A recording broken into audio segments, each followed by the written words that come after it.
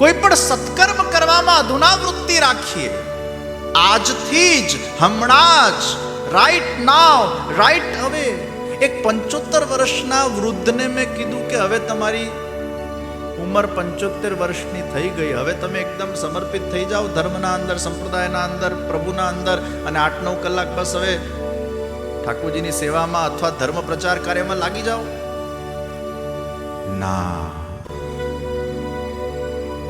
75 વર્ષ પછી પણ હજી નિવૃત્તિ નથી આવતી. 75 વર્ષ પછી પણ હજી આ મોહ માયા છૂટતી નથી. 75 વર્ષ પછી પણ હજી પોતાના જાતને આમ આપી દેવાની ભાવના પેદા નથી થતી. અરે ઘણું ભોગવી લીધું, સંસાર પણ ભોગવાઈ ગયું. હવે જે 2-5 વર્ષો પ્રભુએ આપ્યા હોય, હવે સંપૂર્ણ રીતે પ્રભુ કાર્યમાં અમે અમારા જિંદગીને આપી દઈએ, અમારા જીવનને ન્યોછાવર કરી દઈએ અને અમારું આત્મકલ્યાણ કરી દઈએ. આ ભાવના હજી પ્રગટ થતી નથી, કારણ કે પેલું ના વચ્ચે આવે છે. આ ના એટલું બધું ડેન્જરસ છે. ના એટલે પછી હોપ ને પૂર્ણ વિરામ. બીજું સ્ટેપ આગળ જ ન વધે. તો પ્રેરણા આ પહેલું પી છે. બીજું પી એ પ્રેમ છે. તમને જે પ્રેરણા થઈ હોય, જે કાર્ય કરવાની, એને પ્રેમ કરો. તમારા કાર્યને જો તમે પ્રેમ નહીં કરો,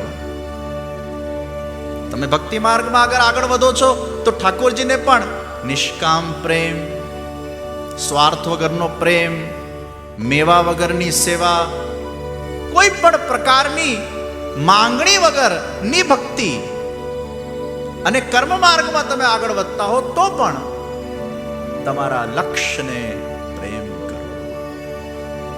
બહુ આનંદ આવશે. लक्ष्य को प्रेम करो. तुम्हें जो करना है उसको प्रेम करो. तुम जो कर रहे हो उसको प्रेम करो. तुम्हारा जो कर्तव्य है उसको प्रेम करो. तुम्हारा जो दायित्व है उसको प्रेम करो. उसमें फिर आलस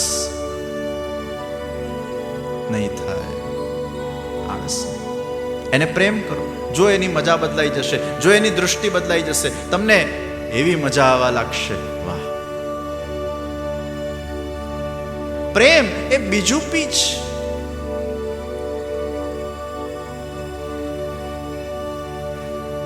આપણે બધા સમસ્યાઓમાં એટલા ઉલઝેલા હોઈએ છીએ કે પછી આપણે આપણા કામને પ્રેમ નથી કરી શકતા. ભક્તિમાં એવું થાય, પેલા સેવા કરવા બેઠા હોય અને પછી કંઈક ને કંઈક એના જીવનમાં એટલા ટેન્શન્સ ચાલતા હોય, કંઈ ને કંઈ ઇશ્યુઝ ચાલતા હોય, કંઈક ને કંઈક સમસ્યા ચાલતી હોય. સમસ્યા વગરનું જીવન ક્યાં છે? સમસ્યા તો જીવન કા એક અંગ હૈ, એ તો રહેશે જ. નાવડી સમુદ્રના અંદર ચલાવી હશે તો મોજાઓ તો આવશે જ. એમ સમસ્યા વગરનું જીવન ન હોઈ શકે.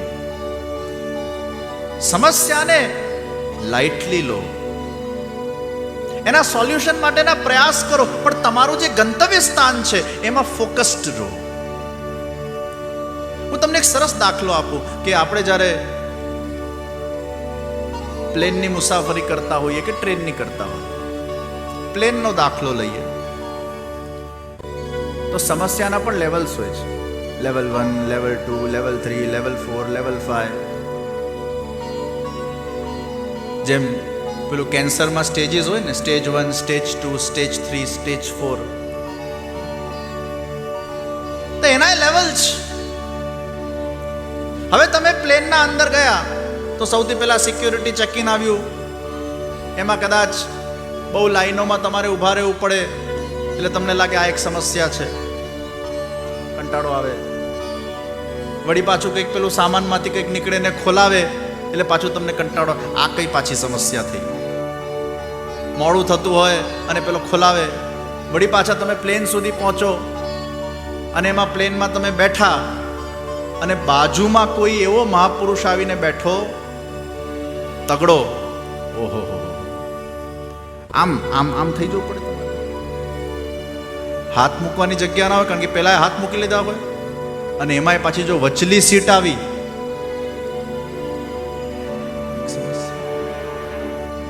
હવે આ બધી સમસ્યાઓનો આપણે પાર કરતા જઈએ પણ એ કેમ આપણે સ્વીકારીએ છીએ? કારણ કે આપણું ફોકસ ડેસ્ટિનેશન પર છે.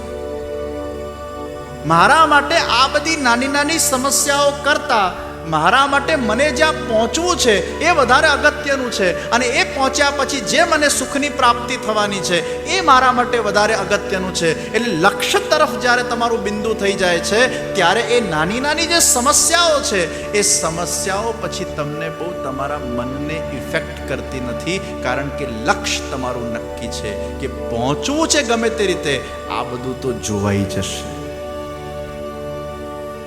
બીજી સમસ્યાનું લેવલ કે તમે ફ્લાઇટમાં ચડ્યા, ફ્લાઇટ લેન્ડ થઈ ગયું ને બેગ આવી નહીં. બીજું લેવલ છે. ત્રીજું લેવલ, ફ્લાઇટ જ ચૂકી ગયા. ચોથું લેવલ સમસ્યાનું, તમારે જવું ક્યાંક હતું ને પહોંચી ક્યાંક બીજે ગયા. જાના था कहीं और पहुंच कहां गए. ઘણીવાર ઇમરજન્સી લેન્ડિંગ થઈ જાય.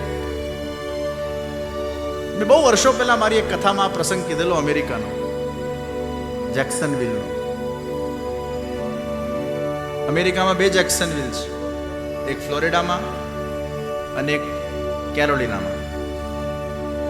અને મારી ટેક્સાસના જ કોઈ સિટીથી ફ્લાઇટ હતી. મારે જવાનું હતું જેક્સનવિલ. હવે અમારે તો છેલ્લા ટાઈમ સુધી બધી હડબડી ચાલ્યા કરે, દોડધામ. અને ટ્રાવેલ એજન્ટે ઘોટાળો કર્યો, પાછા અમારા સાથે જે લોકો હતા એને ઘોટાળો કર્યો, અને પ્લેન ઉડ્યું અને લેન્ડ થયું. અને મારું તો નિયમ, પ્લેન ઉડે એટલે મારું તો હું તો સૂઈ જ જાઉં સીધું.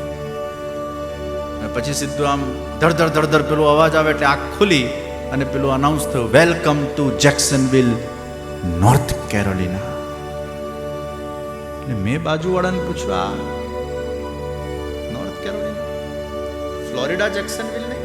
કે ના, ધીસ ઇઝ નોર્થ કેરોલિના. હવે બોલો કેવી સમસ્યા. મને લેવા બધા ત્યાં પહોંચી ગયા અને હું પહોંચી ગયો ત્યાં જ્યાં કોઈ વૈષ્ણવ જ નહીં. હવે આ તો મોટી સમસ્યા. સમસ્યા લેવલ 4.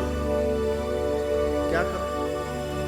પછી વાયા કોન્ટેક્ટથી કોઈક લેવા આવ્યું મને 2 કલાક પછી એમના ઘરે હું ગયો. એટલા સારા ભાઈ હતા, એને આજે હું પહેલા દિવસે યાદ કરું છું, કારણ કે એ મારી 4થા લેવલની સમસ્યામાં બિચારાએ મારી મદદ કરી હતી. એવા સારા ભાઈ. એ ભાઈએ નવું ઘર બાંધેલું, અને નવા ઘર બાંધ્યા પછી એમના ભગવાનના મંદિર સામે એને આમ દિલથી પ્રાર્થના કરતા હતા રોજ, હે ભગવાન, આવા નાના ટાઉનમાં કોઈ ગુરુ આવતા નથી, પ્લીઝ મેં નવું ઘર બાંધ્યું છે, કોઈ ગુરુને અહીંયા મોકલી આપ. મેં ભાઈને કીધું, તમે આ પ્રાર્થના કરી, ભગવાને મને આખું ડાયવર્ઝન આપી દીધું.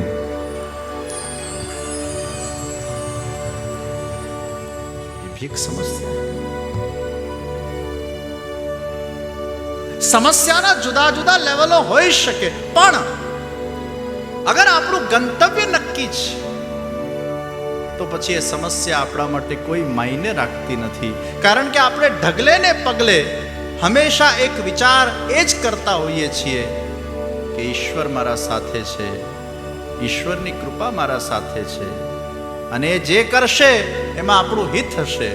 કદાચ એમાં આપણને એમ લાગ્યું સમસ્યા આપણા માટે છે પણ બીજા માટે વરદાન રૂપ હતી, તો ઘણીવાર આપણા જીવનમાં કદાચ કંઈક એવું થાય છે એ કદાચ બીજા માટે સારું પણ હોઈ શકે, અને આપણા માટે કદાચ કંઈક ખોટું પણ હોય એવું આપણને લાગે છે, પણ લાંબા ગાળે ક્યાંક ઈશ્વર આપણા માટે સારું કરવા માંગે છે.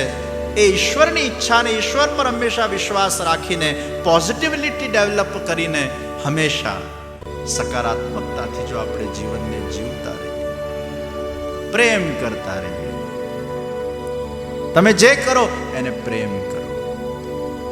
પ્રેમ કરવો બહુ મોટો સિદ્ધાંત છે. તમારા જીવનમાં તમને અદ્ભુત શાંતિનો અનુભવ થશે. તો પ્રેરણા, પ્રેમ. ત્રીજું પરમાર્થ. પરમાર્થ માટે કાર્ય કરો, ભગવાનની પ્રસન્નતા માટે કાર્ય કરો, પ્રભુને ખુશ કરવા માટે કાર્ય કરો.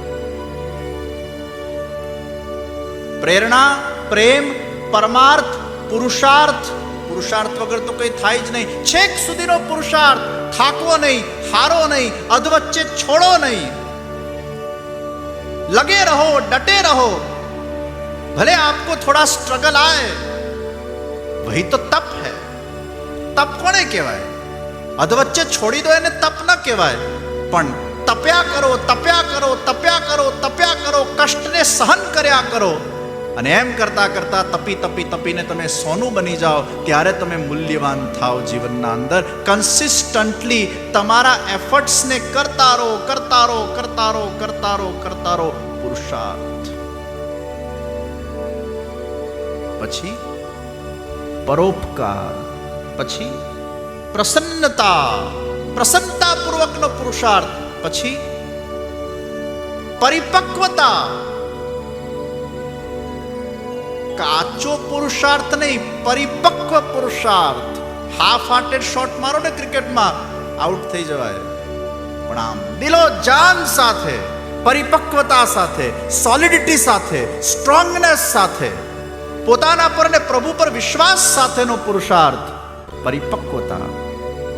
અને છેલ્લે પ્રતીક્ષા. ધીરજના ફલ મીઠા. હમણાં બધું થઈ જાય, અત્યારે ને અત્યારે બધું થઈ જાય, ઉતાવળ ન ચાલે.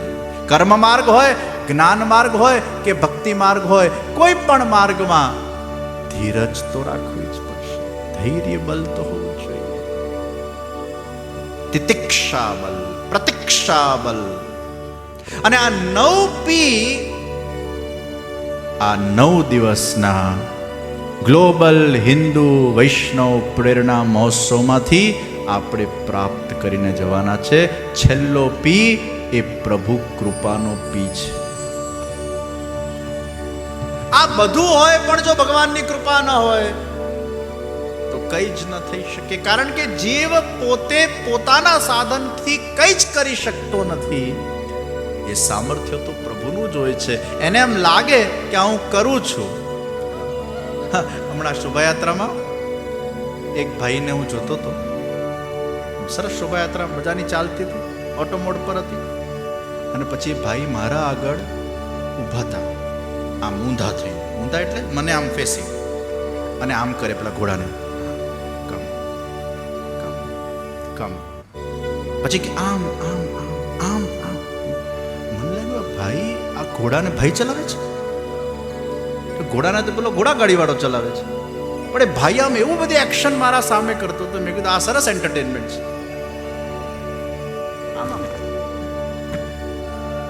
એટલે પછી એને એમ લાગતું તો આ આખા શોભાયાત્રાનો સંયોજક હું જ છું. આ બધું director, I am the director of this whole શોભા. આમ કરે, પછી આમ કરે. વાહ, મેં કીધું જબરું કામકાજ છે.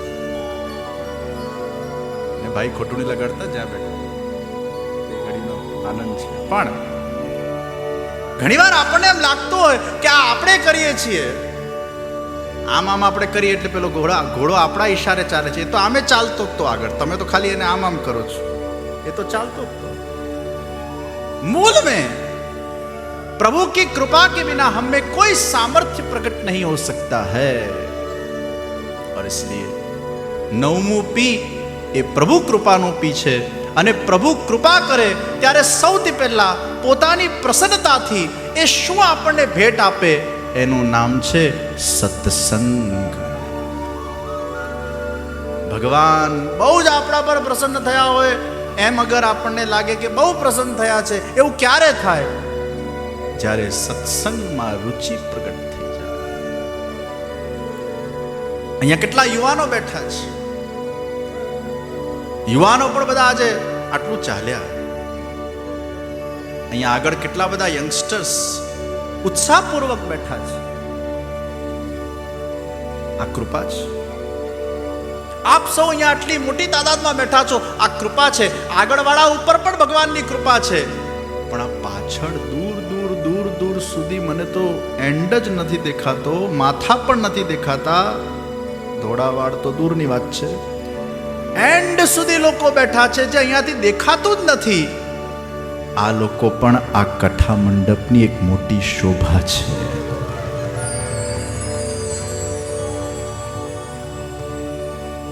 તો ભગવાનની કૃપા થાય ત્યારે સત્સંગની પ્રાપ્તિ થાય. જન્મ જન્મના પુણ્યનો જ્યારે ઉદય થાય ત્યારે ભગવાન આપણને સત્સંગ આપે અને એ સત્સંગના માધ્યમથી જ્યારે આપણા હૃદયના અંદર હરિ ગુરુ ને વૈષ્ણવની સેવા કરવાની પ્રેરણા પ્રગટ થાય અને એ સેવા કરતા કરતા કરતા કરતા કરતા કરતા કરતા કરતા કરતા કરતા જ્યારે જેમ જેમ આપણા હૃદયના અંદર ભગવદ પ્રેમ રૂપી એ ઝરણું વહેવા લાગે, સમજી લેજો એ કૃપાનું ફલ એ પ્રાપ્ત થઈ ગયું છે.